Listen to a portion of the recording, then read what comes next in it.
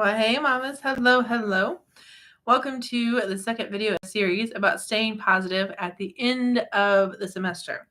We're focusing on breaks today, and we're focusing on balancing those breaks with finals studying. So we are officially on Monday, the first day of finals week, at least here where I'm at in the States in Illinois. So I'm curious, is today day one of finals week for your teens? And I want to know whether it is or if it isn't, if your teen is feeling 100% like health wise. Because I got to tell you, this time of year, in December, it's pretty common, at least here again, where it gets cold, that people get sick a lot, whether it's the flu, the cold, something, COVID's still a thing. So, all these things are going around, can still happen. So, there's a big connection between getting sick and stress levels. So, definitely want to talk about that. But do also want to know, where is your teen at with this thing called finals? Because for all my mamas of high school kiddos and college kiddos, I know you are most likely in the thick of it, or you just survived it, or you're just getting ready to start it in probably another couple weeks after the holidays. So let me know down below. And do also know, would love to talk to you and your team one-on-one for a free consultation, because winter break is the perfect time to really figure out what went wrong, what went well this semester, and make next semester even better, and even next finals week even better, okay?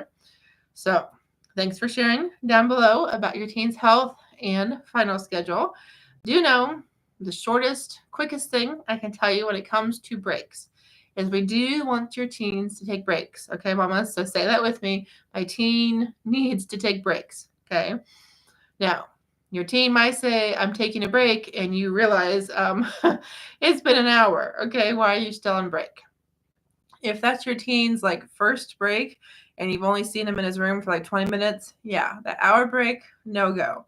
We would rather have your teen take frequent, very short breaks. Okay, something that I did tonight with one of my students that went really, really well as we were working on her world geography project.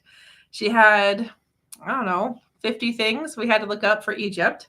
Everything from the literacy rate to the oceans, the seas, the bodies of water that border it, that are, make up Egypt, to, the food they eat. We had to look up all sorts of crazy things for our world geography. But what we did is I set a timer, I let her choose between 5 minutes and 10 minutes how long we wanted to work. And, she picked different times. It made it more fun, right? We worked together for an hour. And we started with 5 minutes, and we went to 7 minutes, and we jumped back down, around. The whole point is, we set the timer for 5 minutes. We worked. Okay. I did part of the project. She did part of the project. We checked answers. We talked about it in our 5 minutes. At the end of the 5 minutes, we took a really short break. We literally talked about, did we get done as much as we thought we were going to? What did you learn? How can we do the next part faster? Did we use the right resources? We did all these things in our 5 minutes or whatever our time was. And then we took a break for 30 seconds. I don't even think it was a minute, any time of our work time together. And then we got right back into it. And so that was a break. It gave her a chance to go, whew, I only had to work for 5 minutes. Now I can take a break and just, chat with Jessica. Okay. So encourage your teens. Lots and lots of breaks, but little breaks. Okay. So I'll talk more about this in a second, more about kind of the stress levels, because we haven't really addressed that yet. But do know, I'm Jessica Coulter, CEO and founder of Ace Cookie Tutoring. I'm a study skills tutor, so I help teens love to learn by teaching them how to learn through study skills. So if your teen is really struggling with school right now at the end of the semester, your teen is not feeling very positive, not feeling very excited about finals or really school and homework in general, I want us to talk, because if your teen learns how to study, your teen learns how to personalize his learning through study skills, I can almost guarantee school is going to be a much better experience for you and your child. So, stress levels. I've said them a couple times, and I'll tell you, 100%. I'm a tutor. I'm not a medical doctor, professional in the medical, none of that.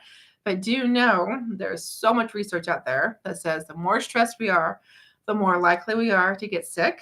Okay. So, can you think of a more stressful time for your child, especially a high school freshman, like I was just mentioning, who I was working with tonight? And I also worked with a high school junior who is going to maybe pass 2 classes this semester. That's a whole nother story. But do know Can you think of something more stressful than that? Like more stressful than your child during finals week when you were that age? And there's not many situations like that. And so that means stress level through the roof, which means your child way more likely to get sick. And also probably not eating very well. Might be lots of snacks, lots of junk food, lots of caffeine, probably not sleeping very much.